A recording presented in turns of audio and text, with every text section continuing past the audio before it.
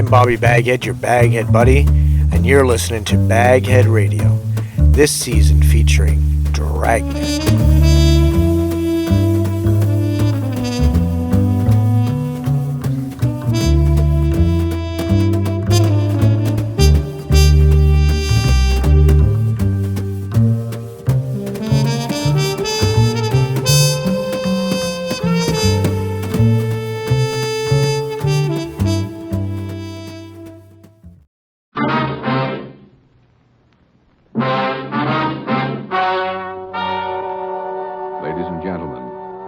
The story you are about to hear is true. Only the names have been changed to protect the innocent. NBC brings you Dragnet.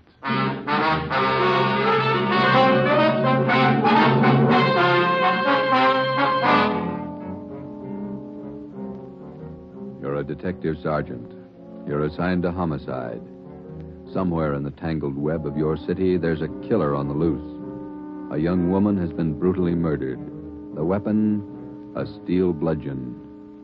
Your job is to get him. Dragnet, the documented drama of an actual crime, investigated and solved by the men who unrelentingly stand watch on the security of your home, your family, and your life. For the next 30 minutes, in cooperation with the Los Angeles Police Department, you will travel step by step on the side of the law through an actual case from official police files. From beginning to end, from crime to punishment. Dragnet is the story of your police force in action.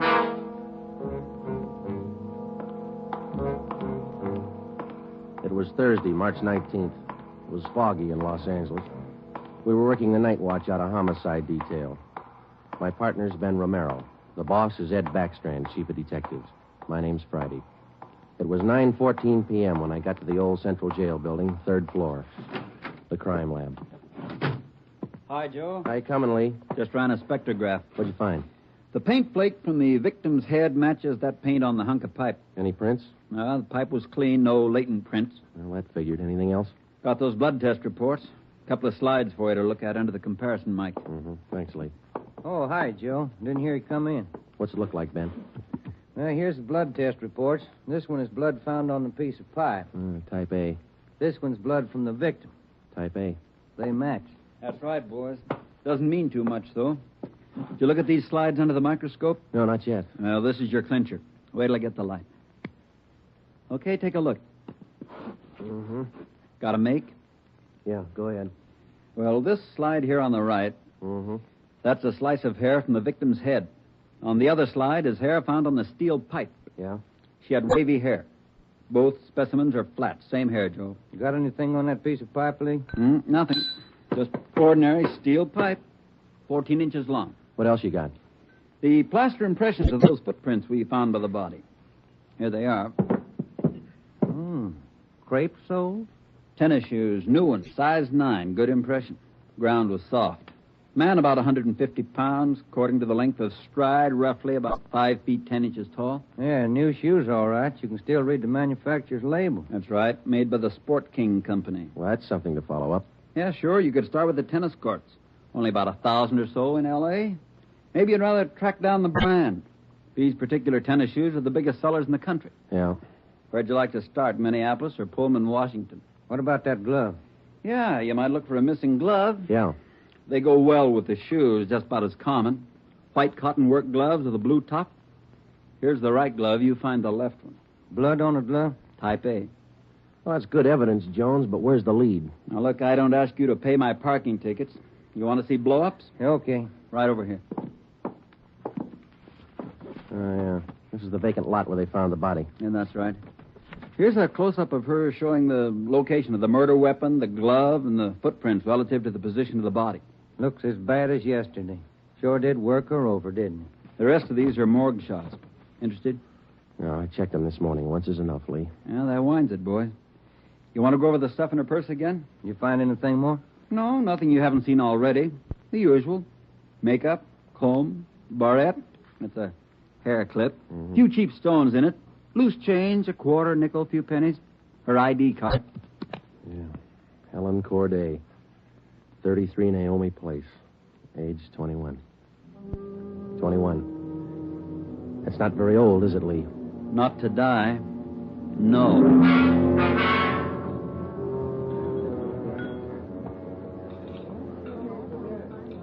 Helen Corday. Who could kill Helen Corday? Why? Why do you say that, Mr. Meyer?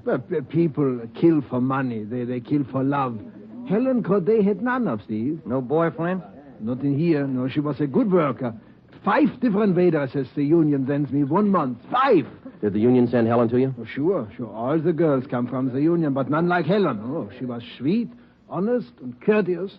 Mr. Meyer, did you know anything about her personal life? Only that she was a good worker. Everything else she took home with her from this place. Did she ever mention any men to you? Anyone at all?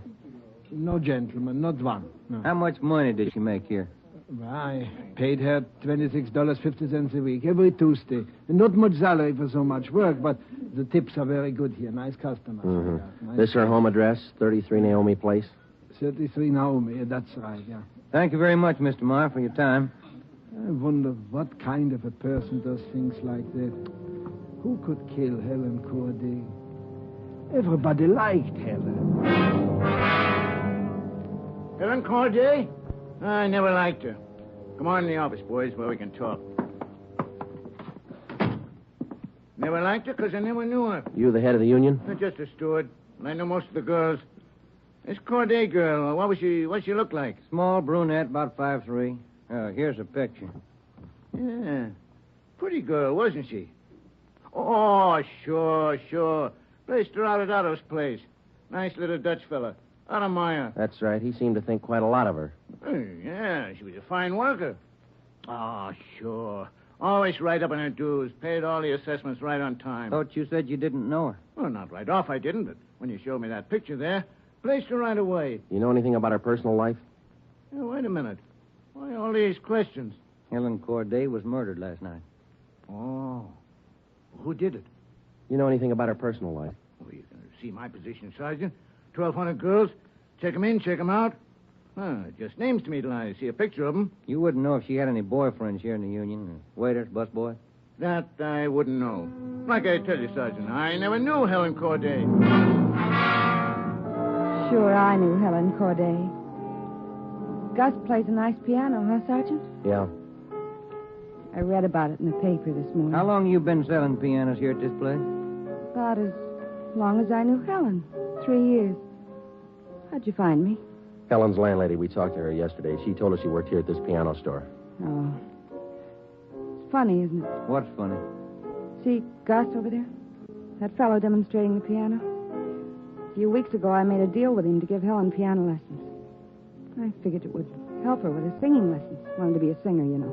Did Helen know that fellow, Gus? No, she never met him. Who gave her the singing lessons, Miss Olson? She took from Ostrander. Paul Ostrander out on Melrose. A lot of movie people used to take from him. What do you know about her personal life? How do you mean? Does she have any boyfriends? Well, yes. You don't seem sure, Miss Olson. Well, it's just that I don't know. I never asked Helen. But she did have a few dates with Paul Ostrander. I don't think she was serious. How about Ostrander? Gee, I don't know, Sergeant.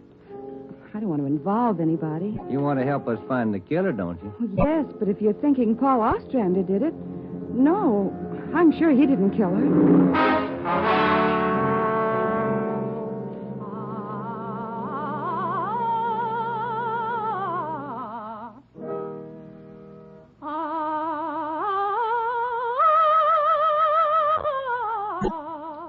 That's all for today, Victoria. No, gentlemen. I did not kill Helen Corday. You gave her singing lessons, Mr. Ostrander. You knew her pretty well? Yes, I gave her voice coaching for about 1.5 years. Helen showed a little promise. Not a great voice, a bad vibrato. You knew her pretty well? Why do you say that? Mr. Ostrander, didn't you used to take her out once in a while? No, I didn't know Helen socially at all. We know you had dates with her. That's not true. Only times I saw her was when she came here to the studio for lessons. You better tell the truth, Mr. Ostrander. We can prove that you've been out with her. Afraid of the publicity? Is that it? Certainly that's it. I have a successful business here. I've spent years building it. Anything like this would ruin me. Then you have been out with her. Only a few times. Nothing serious. I had nothing to do with her murder. Now, that's the truth. Don't you know that withholding information about a thing like this can go kind of hard for you? Yes, I know that. What else could I do? Mr. Ostrander, somewhere in this city right now, there's a guy who beat a young girl to death. He crushed her skull with a piece of steel pipe. We need every bit of information we can get to track him down. I know that, Sergeant. You could have come to us. We wouldn't run to the newspapers with it. If the information's confidential, that's the way we treat it. Most of the time, it's the people who run to the newspapers first. Then they come to us. That's right, Mr. Ostrander. People are their own press agents. Sergeant, I'd like to know what right you have to invade my privacy and lecture me on my civic duties. All right, I'll tell you what right, Ostrander. We want the man who murdered Helen Corday. I got as much right as he had at 12:14 this morning. Come on, Joe. Yeah. Thanks, Mr. Ostrander. Sorry if I invaded your privacy.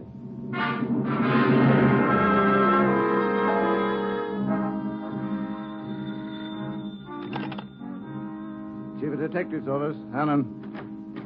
No, I'm sorry, ma'am. You got the wrong extension. Try 2511. You're welcome. Hi, Friday, Romero. Chief's been looking for you. Thank you, Mike. Come on, Joe. Yeah. Hello, Joe. Ben, sit down. What'd you get? A notebook full of notes. A crime lab full of evidence. Nothing to tie them together. These some of the people you interviewed? Yeah, those and about a dozen more we didn't even take notes on.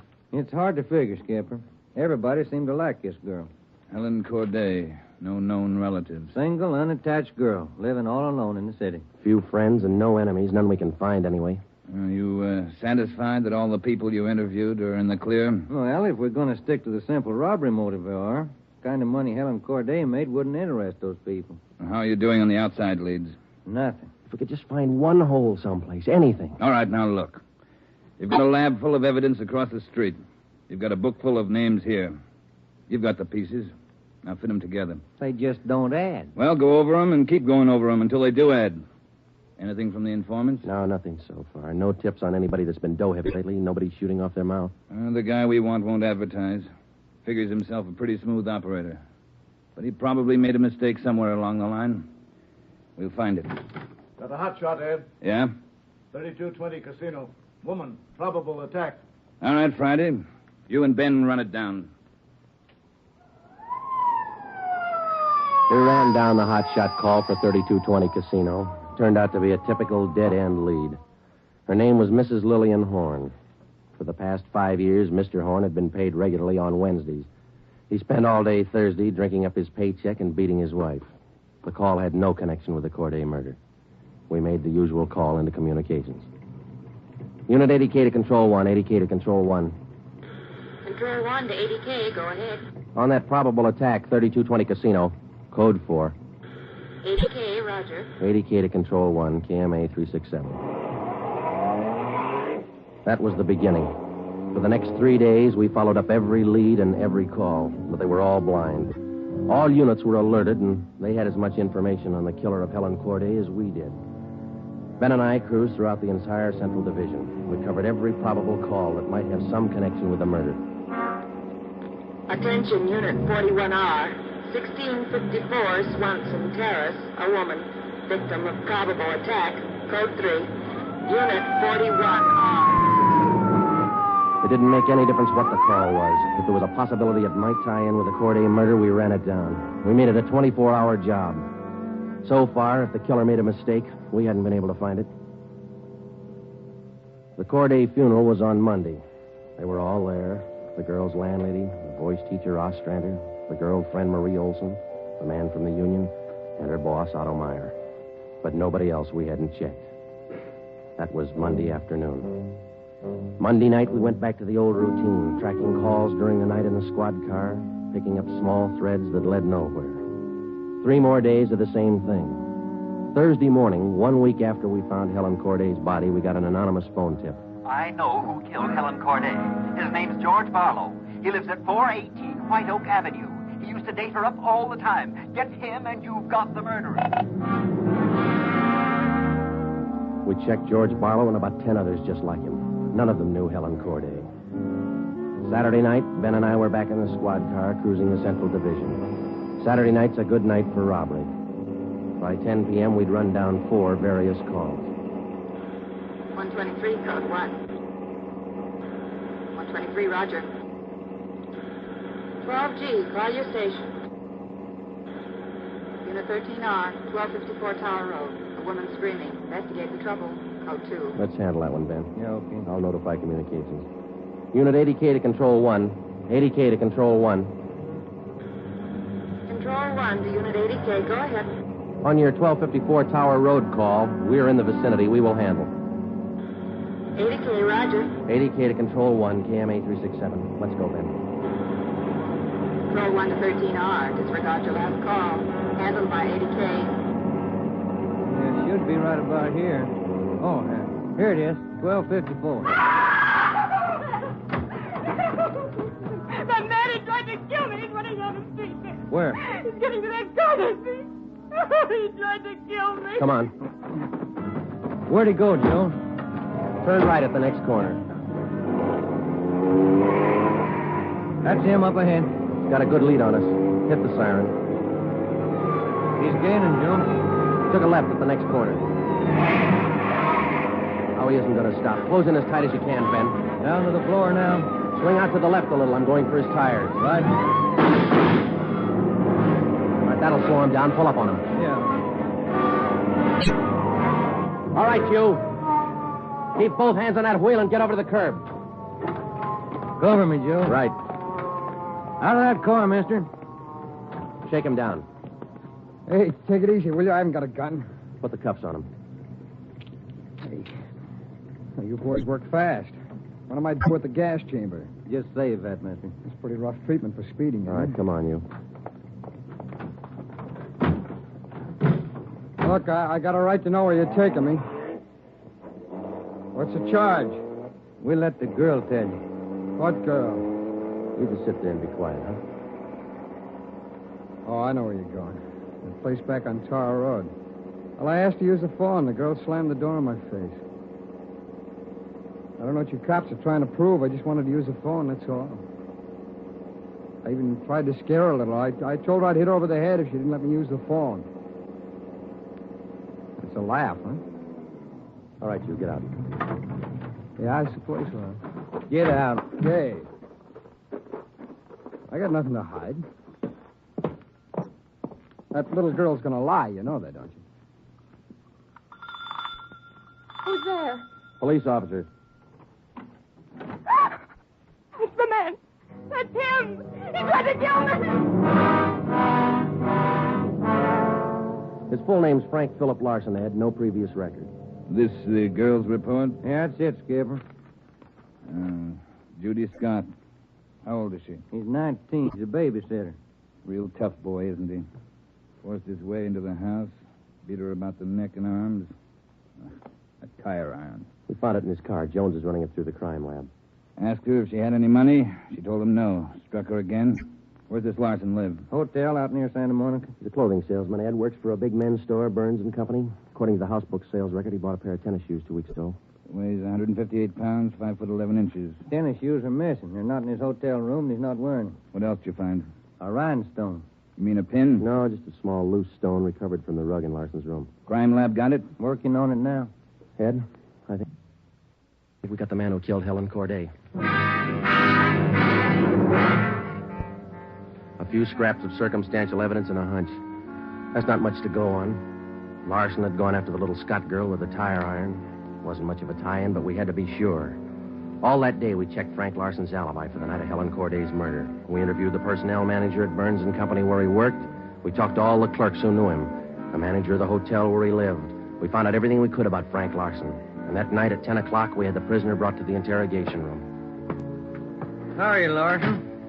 Fine. Just fine. I like jail. Sit down. Lousy weather, been foggy all over town. I wouldn't know. I've been inside all day. How old are you, Larson? 31, same as the last time you asked me. Where'd you go to school? I didn't. I was born smart. You sell clothes, don't you, Larson? We know you work for Burns and Company. Remember, you told us. What is all this? What are you guys trying to build? Just want to know if you like selling clothes. That's all. What do you coppers know about clothes? One blue serge a year is your speed. You know quite a bit about clothes, don't you? I've been selling them for 5 years. Can you tell me something I've been wondering about? What's that? Are your socks and tie always supposed to match? That's what the style books say. Bet you always know the right things to wear, don't you? You wouldn't wear black shoes with a brown suit, would you? Is that what you're keeping me here for? Style, isn't it? Oh, would you? Would you wear black shoes with a brown suit? Most people wouldn't. Bet you wouldn't wear brown shoes with a tuxedo either. I've been smoking too much. You got a glass of water? Oh, yeah, sure.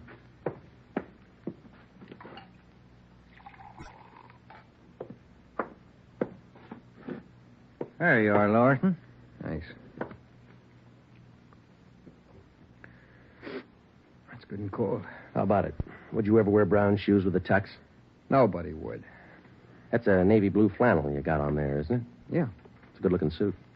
Stop around sometime. Get you a good deal. Suit like that flannel there you're wearing. You'd never wear tennis shoes with an outfit like that, would you? What do you think? I think you did. I think you wore them the night you killed Helen Corday. Who? Maybe you didn't have the blue suit on, but you were wearing tennis shoes, Sport King, size 9. Sell for $5.95. You picked them up at a discount. Cost you $3.25. Where'd you get that? Out of the house book, Burns and Company. You wouldn't have those shoes around now, would you? We couldn't find them in your hotel room. Your boss, Mr. Craig, used to think a lot of you, Larson. Before you started drinking on the job, your commissions used to run pretty high up the last couple of months. What happened? That cheap rye get to you? Well, you two really nosed around, didn't you? When are you going to tell me what I eat for breakfast? Cornflakes, cup of coffee, donut, sometimes 2 donuts when you're hungry. Elsie waits on you at the Royal Cafe. She gets a dime tip. Can I have some more of that water? Help yourself, there's a cooler. They're good and cold. How about it, Larson? Where are the tennis shoes? They wore out. In 3 weeks? Can't be very good tennis shoes. No, they didn't wear out. What'd you do with them? You know all the answers. You figured it out. We know you bought the tennis shoes. We don't know where they are now. We know you had them, size 9. 3 feet from the body of Helen Corday, we found 2 size 9 footprints made by a pair of Sport King tennis shoes. We figured the man weighed about 150 pounds. You weigh 158. Figured he's about 5'10". You're 5'11". You come awful close to being the same build as the man who killed Helen Corday, don't you, Larson? And you wear the same size tennis shoes, same brand name. A lot of people wear 9s. It's the average size. They sell a lot of Sport Kings, too. Everybody wears them. If we could find your pair, might make a difference. Doesn't mean your tennis shoes made the prints by the body. Doesn't prove it didn't, neither. What'd you do with them, Larson? I threw them away. That's too bad. Might make a difference. No, what difference could it make? I threw them away, that's all. Now, how about the mate to this glove? I never saw it before. Found this right-hand glove by the body of Helen Corday. Just an ordinary cotton work glove. Everybody wears them. If we could find the missing left glove, why, it might make a difference. Size medium. That's average, too, isn't it, Larson? I never sold work gloves. I wouldn't know. No, but you bought work gloves, haven't you? Not a pair of those. Mean like this, don't you? We only got one. What kind of work gloves did you buy? I didn't buy any. You just said you did. I never said I bought any work gloves. You bought tennis shoes, though, didn't you? I told you I bought the tennis shoes. Didn't I tell you I bought them? No, you didn't tell us. We told you. Found out from Burns and Company where you worked. All right, you told me. I bought them. You know that. Same kind of tennis shoes that made footprints by Helen Corday's body. It wasn't me. Then why won't you tell us what you did with them? I've already told you I threw them away. They were only 3 weeks old. Must have worn out awful fast. I didn't say they wore out. They got too dirty. No, you told us they wore out. Remember, Larson? I don't remember what I told you, but I don't have them now. We know you don't have them now. Where are they? He told us. They got too dirty. Right, Larson? Yes.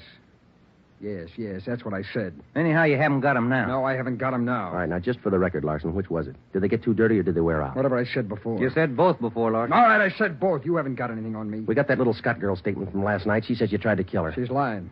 I told you she'd lie, didn't I? I only wanted to use the phone. She says you hit her with a tire iron. Did you hit her with that iron? No, I only tried to scare her. I didn't hit her with anything. Then how'd you get those marks around her neck and arm? Police doctor says they were made by that tire iron. I don't care what your doctor says. I didn't hurt her. Now, what do you mean, Larson? You didn't hurt her or you didn't hit her with that tire iron? Neither one. I just wanted to use her phone. How'd you know she had a phone? I didn't know if she had a phone. I just went up to find out. To find out what? To find out if I could use her phone. But you said you didn't know if she had a phone. I don't know anything the way you twist everything around.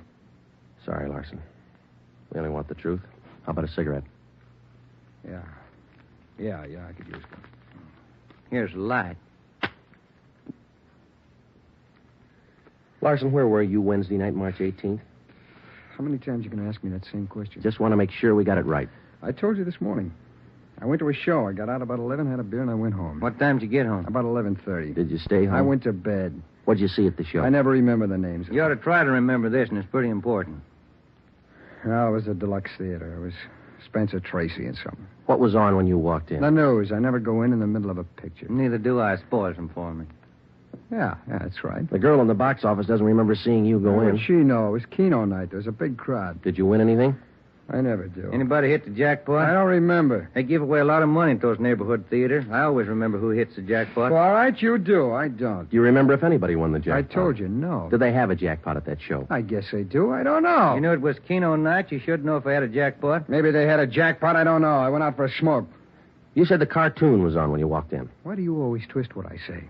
I told you the news was on when I went in. You remember anything about the newsreel? It was 10 days ago. How do I know what was in it? I only know it was a newsreel. That's all. You're lying, Larson. We checked your alibi. The manager of the theater had to cut the newsreel Wednesday night because the show was running long with Keno night. You didn't go to the show Wednesday night, did you? All right, maybe I didn't. I don't remember. What's the difference? The difference is you could have been in that vacant lot the same night, the night Helen Corday was murdered. I didn't kill her. You can't prove I did. Interrogation room, Friday. Hiya, Jones. It did, huh? You're positive. Yeah, okay. Thanks, Lee. Sure you don't want to tell us what you did with those tennis shoes? I'm not going to go back over all that. I've told you guys all I'm going to tell you. You know how the Corday girl was murdered? How would I know? I don't know anything about it. She was on her way home from work, as usual, about midnight. Of course, you were home in bed about that time. But you didn't go to the show that night, Larson. On her way home, Helen Corday always took a shortcut across a vacant lot. She was about halfway through the lot when the murderer tried to grab her purse. She screamed and he struck her. Hit her several times with a piece of steel pipe 14 inches long. He beat her to death with that piece of steel pipe. Then he dropped the pipe in the right-hand cotton work glove. He left 2 footprints, size 9, Sport King tennis shoes. I know all that. Well, here's something you don't know. When the killer scooped the paper money out of that girl's purse, he accidentally took along a loose rhinestone. A stone that fell out of a cheap barrette in the bottom of her bag. He carried that stone home with him. When he reached in his pocket to pull out the money he stole from her, the rhinestone fell on the floor. So? We found that rhinestone on the rug in your hotel room. Well, I haven't lived in that hotel room all my life. Maybe the tenant before me dropped it there. No, not this one. We checked the cement that held it in that barrette. It matches the glue on the stone. No, Larson, that rhinestone came from the hair clip that Helen Corday wore before she was murdered. And that's enough to take you to the district attorney with. What am I supposed to say? We want you to tell us the truth. Why did you kill Helen Corday? Yeah. You want the sandwiches and coffee now, Sergeant? Bring them in, Mike. Looks like we're going to be here a long time. Yeah, I brought you ham, cheese, and liverwurst. And some fruit. Coffee's black. Cream and sugar on the side. Thank you, Mike. It looks good. What kinds you want, Larson? Ham, cheese, or liverwurst? Oh, you're not hungry? Okay. Sandwich, Joe? No, thanks. I think I'll have an apple, huh? Yeah. Okay. I fixed you a plate there, Larson. Coffee's right here. It's a fine apple. Nice and fresh. This a Washington apple? I don't know. Is that coffee hot enough? No, it's fine. Where'd Mike pick these up? Well, across the street. Eddie's? Yeah, Oh, take good. Well, drink your coffee anyway, Larson. It's getting cold. All right! I didn't want to kill her. She screamed and I hit her. All I wanted was her purse. That's all I wanted. She wouldn't give to me. She had to fight back, so I hit her. I didn't want to kill her. All she had to do was give me the purse, and I wouldn't have hurt her. I was drinking, and I didn't know what I was doing. I was drunk. I didn't mean to kill her. I didn't mean to kill her. Mike. Yeah, Joe? Stay with him. We'll call the stenographer.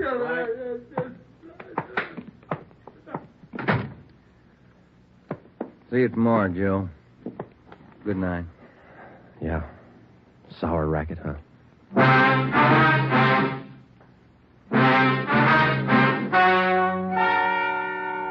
The story you have just heard is true. Only the names were changed to protect the innocent. Frank Philip Larson was tried and convicted of murder in the first degree. He was executed in the lethal gas chamber at the state penitentiary.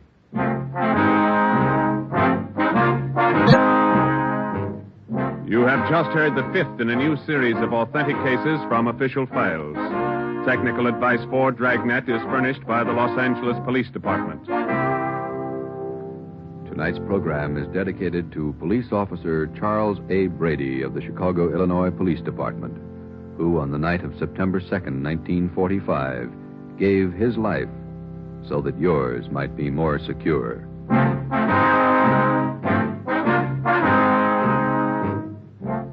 Dragnet came to you from Los Angeles. This is NBC, the national broadcasting company.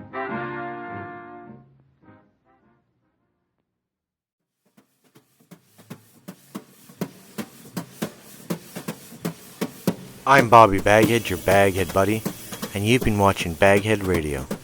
Please click like and subscribe. Comment below.